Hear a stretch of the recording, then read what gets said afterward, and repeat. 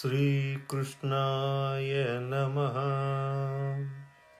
శ్రీకృష్ణ భగవానుడు ముముక్షు యొక్క లక్షణములు బోధించి వారు ధ్యానము ఏ విధముగా చేయుదురో వివరించిన పిమ్మట శ్రీకృష్ణుడు జితేంద్రియస్య యుక్తస్య జితశ్వాసస్య యోగినః మయి ధారయతశ్చేత ఉపతిష్టంతి సిద్ధయః.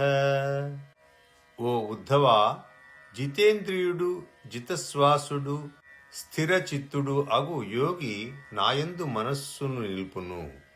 అణిమాది సిద్ధులు వాని అంతట అవియే వాని ఎదుట ఉపస్థితములు అగును అని చెప్పిన దానికి ఉద్ధవుడు కయాధారణయా కాస్విత్ కథం వా సిద్ధి అచ్యుత కతివా సిద్ధయో బ్రూహి యోగినాం సిద్ధిదో భవాన్. అచ్యుత, ఎట్టి ధారణ చేత ఏ విధముగా ఎట్టి సిద్ధి లభించును? అవి ఎన్ని? నీవు యోగులకు సిద్ధులను ఇచ్చువాడవు, అందువలన నీవు విని వర్ణింపుము. అంత శ్రీకృష్ణ భగవానుడు సిద్ధయో అష్టాదశ ప్రోక్తా ధారణా యోగ పారగైః తాసామష్టౌ మత్ప్రధానా దశ ఏవ గుణహేతవః. అణిమా మహిమా మూర్తేః లఘిమా ప్రాప్తిః ఇంద్రియైః ప్రాకామ్యం శ్రుతదృష్టేషు శక్తి ప్రేరణమీషితా గుణేషు సంగో వసితా యత్కామస్తః తదవస్యతి ఏతామే సిద్ధయః సౌమ్య అష్టావౌత్పత్తికామతాః. ఉద్ధవ, ధారణాయోగ పారగాములగు యోగులు 18 విధములగు సిద్ధులను వివరించిరి. వానిలో 8 సిద్ధులు ప్రధానముగా నాయందే ఉన్నవి. మిగిలిన 10 విధములగు సిద్ధులు సత్వ గుణ ఉత్కర్షకు హేతువులై ఉన్నవి. అణిమ మహిమ గరిమ అను 3 సిద్ధులు దేహమునకు సంబంధించినవి. ప్రాప్తి అను సిద్ధి ఇంద్రియ అధిష్టాతృ దేవతలకు సంబంధించినది. ప్రాకామ్యమును సిద్ధి లౌకిక పారలౌకిక పదార్థముల ఇష్ట అనుసారము అనుభవించునట్టిది. ఈసిత అను సిద్ధి శక్తి సమూహమునకు ప్రేరణను కలిగించున్నది. విషయములయందుండియు వాని అందు ఆసక్తి లేనిది వసిత అను సిద్ధి. కోరిన సుఖముల హద్దునకు చేరునది కామావసాయితము అను 8వ సిద్ధి. ఉద్ధవ, ఈ అష్టసిద్ధులు స్వాభావికములు నిరతిశయములు అని చెప్పబడినవి. అనగా ఇవి భగవంతుని యందు ఉండునవి, మిగతా వారికి వీటిని దాటుట దుర్లభము. అనూర్మిమత్వం దేహేస్మిన్ దూరశ్రవణ దర్శనం మనోజవః కామరూపం పరకాయ ప్రవేశనం స్వచ్ఛంద మృత్యుర్దేవానాం సహ క్రీడానుదర్శనం యథా సంకల్ప సంసిద్ధి ఆజ్ఞా ప్రతిహతా గతిః త్రికాలజ్ఞత్వం అద్వంద్వం పరచిత్తాది అభిజ్ఞత అజ్ఞార్కాంబు విషాదీనాం ప్రతిష్టంభో అపరాజయః ఏతాశ్చోద్దేశతః ప్రోక్తా యోగధారణ సిద్ధయః యయా ధారణయా యాస్యాత్ యథా వాస్యాన్ నిబోధమే. ఈ శరీరములో ఆకలి దప్పిక మున్నగు వేగములు లేకుండుట, దూరమునందున్న విషయములను వినుట చూచుట, ఇష్టం వచ్చిన ప్రదేశమునకు శరీరమును మనసుతో సమానమైన వేగముతో వెడలుట, ఇష్టం వచ్చినప్పుడు శరీరమును విడచుట, అప్సరసలతో జరుగు దేవతా క్రీడను దర్శించుట, సంకల్ప సిద్ధి, అప్రతిహతమగు ఆదేశము అను ఈ 10 గుణజాత సిద్ధులని తెలుసుకొనుము. త్రికాలజ్ఞత్వము, శీత ఉష్ణ ద్వంద్వ సహిష్ణుత్వము, పరచిత్తాది విషయక జ్ఞానము, అగ్ని సూర్య జల విష ఆది ప్రభావ స్తంభనము, అపరాజయము, ఈ 5 క్షుద్రసిద్ధులు. ఉద్ధవ, వెనక చెప్పబడిన యోగ ధారణము వలన కలిగిన సిద్ధుల అన్నింటి నామములను లక్షణములను చెప్పితిని. ఇప్పుడు ఏ ధారణ ద్వారా ఏ విధముగా ఎట్టి సిద్ధులు కలుగునో వానిని వివరింతును వినుము. భూత సూక్ష్మాత్మని మయి తన్మాత్రం ధారయేన్మనః అణిమానమవాప్నోతి తన్మాత్రోపాసకో మమ. మహతత్వాత్మని మయి యథా సంస్థం మనో దధత్ మహిమానమవాప్నోతి భూతానాం చ పృథక్ పృథక్. పరమాణుమయే చిత్తం భూతానామయి రంజయన్ కాల సూక్ష్మార్ధతాం యోగి లఘిమానమవాప్నుయాత్. ధారయన్మయి హంతత్వే మనోవైకారికే అఖిలం సర్వేంద్రియాణం ఆత్మత్వం ప్రాప్తిం ప్రాప్నోతి మన్మనః. సూక్ష్మభూత రూప ఉపాధిలో ఉన్న నాయందు సూక్ష్మభూతాకార చిత్తమును ప్రవేశపెట్టి తన్మాత్రతో ఉపాసకుడయి నా అణిమా సిద్ధిని పొందును. మహత్తత్వ రూప ఉపాధిలో ఉన్న నాయందు అట్టి మహదాకృతి విశిష్ట చిత్తమును ప్రవేశపెట్టినవాడు మహిమా అనుసిద్ధిని పొందును. ఇట్లే ఇతరములకు ఆకాశాది భౌతిక ఉపాధులయందు చిత్తమును ప్రవేశపెట్టుట ద్వారా వానికి తగిన విధముగానే మహిమ సిద్ధి కలుగును. వాయువు ముండగు 4 భూతములకు సంబంధించిన పరమాణు రూప ఉపాధులలో ఉన్న నాయందు చిత్తమును లగ్నము చేసిన యోగి కాల సంబంధముకు సూక్ష్మ పరమాణువుతో సమానమైన లఘిమానమును సిద్ధిని పొందును. వైకారి సాత్విక అహంకార రూప ఉపాధిలో ఉన్న నాయందు ఏకాగ్ర భావముతో మనస్సును ఉంచిన యోగి సర్వ ఇంద్రియములకు అధిష్టాతృ రూపమున ఉన్న ప్రాప్తి అను సిద్ధిని పొందును.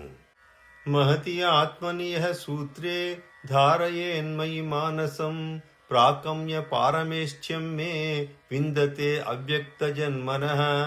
విష్ణౌత్యధీశ్వరే చిత్తం ధారయేత్ కాల విగ్రహే స ఈసిత్వం అవాప్నోతి క్షేత్ర క్షేత్రజ్ఞ చోదనాం.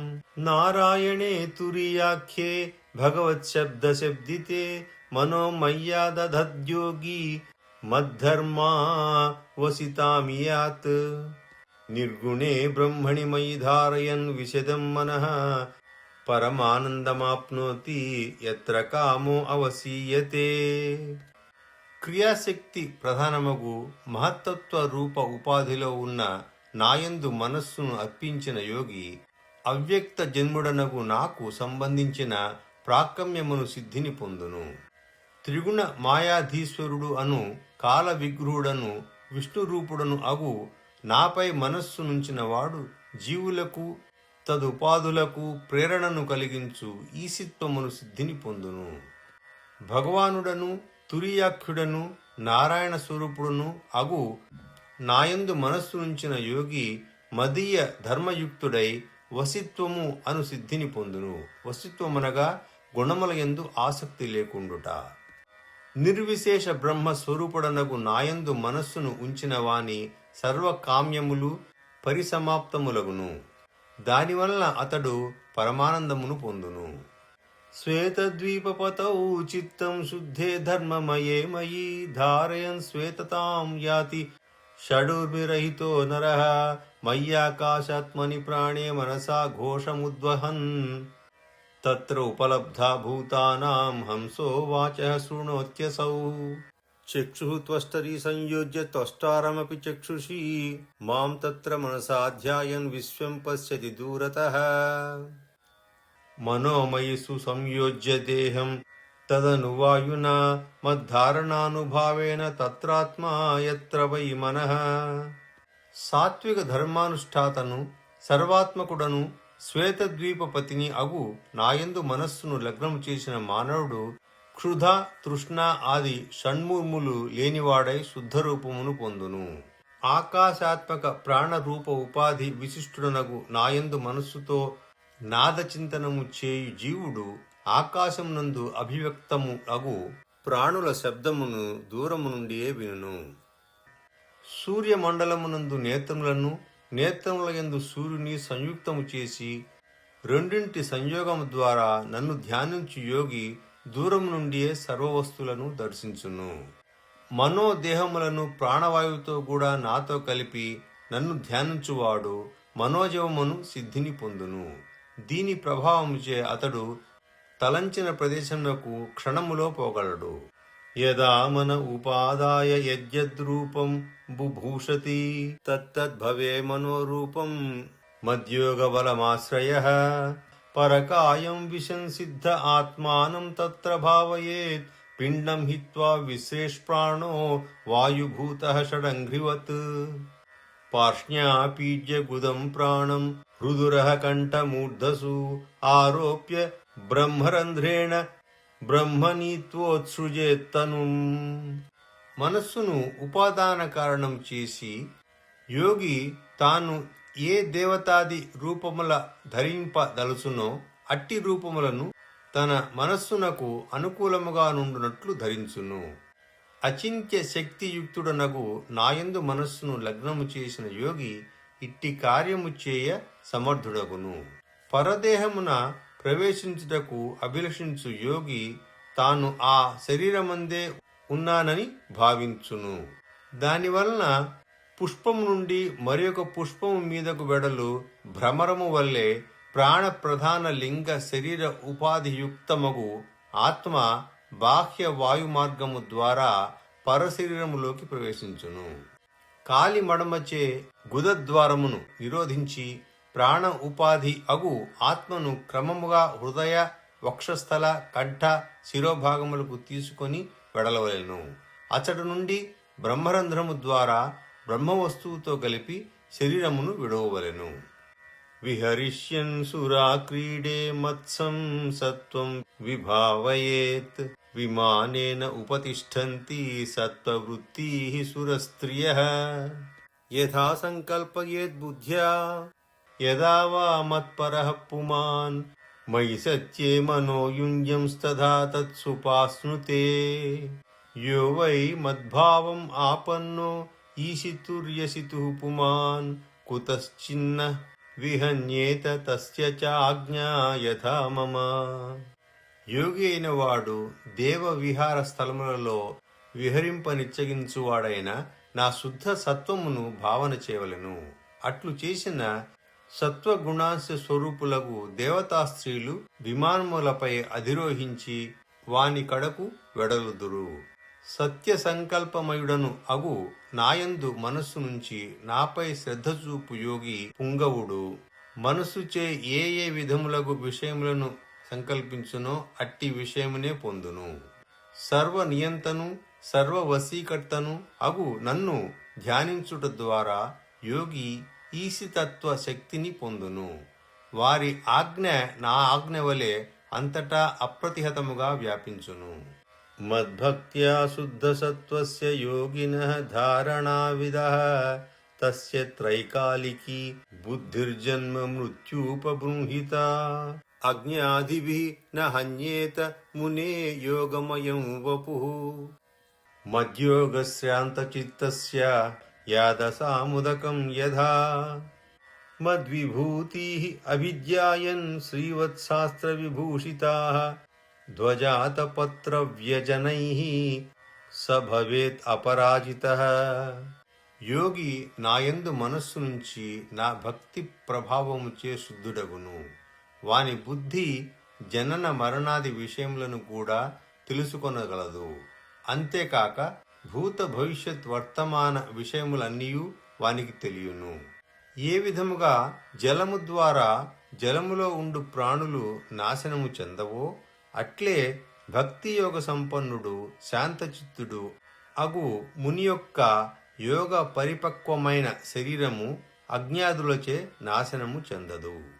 ధ్వజము ఆతపత్రము వ్యజనము శ్రీవత్సము అను వానితోనూ శంఖ చక్ర గద పద్మాది ఆయుధములతోనూ విభూషితుడనగు నా యొక్క అవతారములను ధ్యానించు భక్తుడు ఎల్లప్పుడూ అజేయుడై ఉండును అని అవి అన్నీ వివరించిన పిమ్మట శ్రీకృష్ణుడు ఉపాసకస్య మాం ఏవం యోగధారణయా మునేః సిద్ధయః పూర్వకథితా ఉపతిష్ఠంతి అశేషతః. పూర్వోక్తములకు యోగ ధారణలచే నన్ను ఉపాసించువానికి వెనుక చెప్పబడిన సిద్ధులు అన్నియూ కలుగును. జితేంద్రియస్య దాంతస్య జితశ్వాసాత్మనో మునేః మద్ధారణాం ధారయతః కా సా సిద్ధిః సుదుర్లభా. అంతరాయాన్ వదంతి ఏతాం యుంజతో యోగముత్తమం మయా సంపద్యమానస్య కాలక్షపణ హేతవః. ఇంద్రియములను జయించినవాడు దాంతుడు, శ్వాసను చిత్తమును జయించినవాడు మద్ధారణాశీలుడు అగు పురుషులకు లభింపని సిద్ధి ఏమీయూ ఉండదు. ఇక్కడ ముఖ్య విషయము, ఉత్తమ భక్తి యోగమును ఆచరించి నా స్వరూప అనగా శ్రీకృష్ణ పరమాత్మ స్వరూప భూత సంపదను పొందుటకు అభిలషించిన వానికి వెనుక చెప్పబడిన సిద్ధులు విఘ్నకరములగును. ఈ సిద్ధుల వలన వాని సమయము వ్యర్థమగును. జన్మ ఔషధి తపో మంత్రైః యావతీరిహ సిద్ధయః యోగేన ఆప్నోతి తాః సర్వానాన్యైర్యోగగతిం వ్రజేత్. సర్వాసామపి సిద్ధీనాం హేతుః పతిరహం ప్రభుః. అహం యోగస్య సాంఖ్యస్య ధర్మస్య బ్రహ్మవాదినాం. అహం ఆత్మాంతరో బాహ్యో అనావృతః సర్వదేహినాం. యథా భూతాని భూతేషు బహిరంతః స్వయం తథా. ఇహలోక జన్మ, ఓషధి, తపస్సు, మంత్రము మున్నగు సిద్ధులు అన్నియు మద్ధారణా రూపయోగము ద్వారా లభించును. అన్య ఉపాయములచే నా సాలోక్యాది సిద్ధులు లభింపవు. ఉద్ధవ, నేనే సర్వసిద్ధులకు, యోగమునకు, సాంఖ్యమునకు, నిష్కామ కర్మకు, బ్రహ్మవాదులకు కారణుడను, పాలకుడను, ప్రభు స్వరూపుడను అయి ఉన్నాను. సకల మహాభూతములు చతుర్విధ భౌతిక పదార్థముల లోపల బయట విరాజిల్లుచున్నట్లు నేను కూడా సర్వ ప్రాణులలో బాహ్య రూపముగను అంతరాత్మ రూపునిగను విరాజిల్లుచున్నాను. ఇక్కడికి 11వ స్కందములో 15వ అధ్యాయము పూర్తి అయినది. నమస్కారం.